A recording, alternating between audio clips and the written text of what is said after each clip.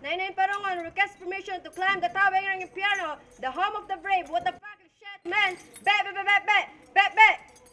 Bago umakyat, naglagay na ng harness si Private Parungan sa tulong ni Lieutenant Lirasan. Get ready! Get ready!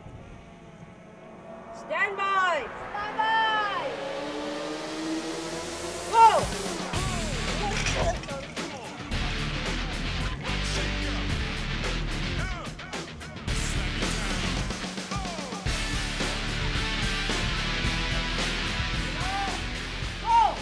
Layunin ng pagsasanay na ito na makabisado ng katawan ng bawat galaw sa pagbagsak sa lupa at tanggalin ang kaba at pagkataranta ng airborne bago tumalon. Pag nasa taas ka na kasi, may time na nagba-blackout ka, lalo na pag-exit mo sa aircraft. Parang saglit lang sandaling blackout yan eh. So kailangan, itong drill nakakatulong to kasi kahit nag-blackout ka sa taas, nagiging instinct na nabubunot at bubunot agad ng reserve para to save your life. Nainay Parungan, Sergeant, ready for some critics, Sergeant! Delete counting. Pit apart. Okay, shoot. Yes, Sergeant!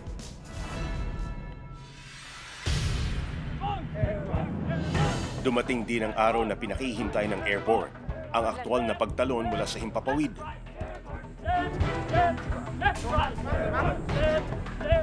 Maaga pa lang, inihahanda na ni Private Parungan ang mga parachute, mga gamit at iba pang military gear na gagamitin sa loading at drop zone sites.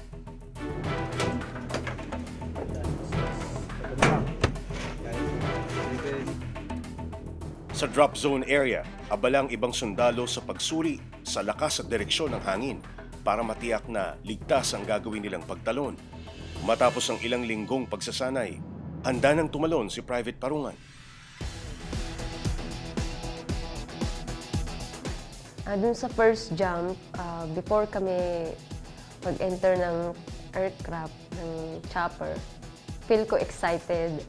Pero habang tumatagal siya, nakakaramdam na rin ng kaba kasi hindi mo pa alam kung anong mangyayari sa'yo pag nasa taas ka na, kung anong pakiramdam na once na tumalon ka na gamit yung parachute.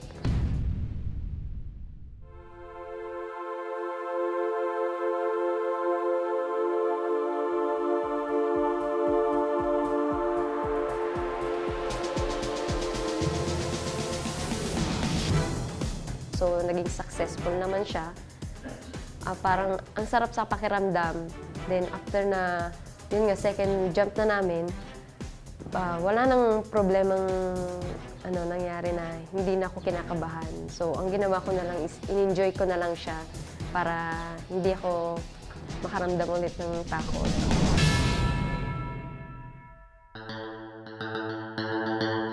Naghahanda na rin ang jump master si Lieutenant Lirasan at iba pang kasamahan para naman sa military free-fall exercise. Sa pag-akyat ng helicopter sa area at matapos makita ang drop zone site, maaari nang tumalon si Lieutenant Lirasan.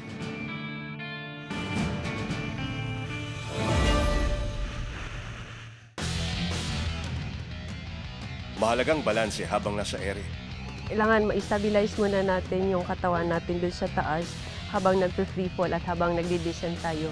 Kasi kailangan pag bubunot tayo ng parachute, nakastable tayo, nakadapa tayo.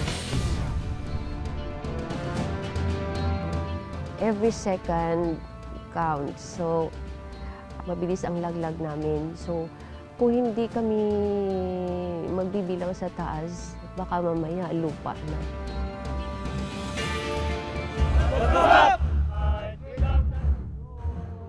Ang matapang na pagtalon ni na Private Parungan at Lieutenant Lirasan sa ere, patunay na kayang-kaya ng mga kababaihang pagtagumpayan, gaano man kataas at nasa himpapawid man ang pangarap. Once na nag-enter ako ng military, parang nandun yung pagiging magalang nila sa isang babae kasi pumasok ka sa isang military, parang ang tingin nila sa iyo is parang iba ka sa ibang babae dahil iba nga yung training pagdating sa military. Pantay-pantay naman tayo dito kahit mapalalaki man o mapababae. Yung ginagawa namin as sundalo ng mga babae, kung hindi kasi susubukan, hindi nyo rin malalaman yung kakayahan nyo.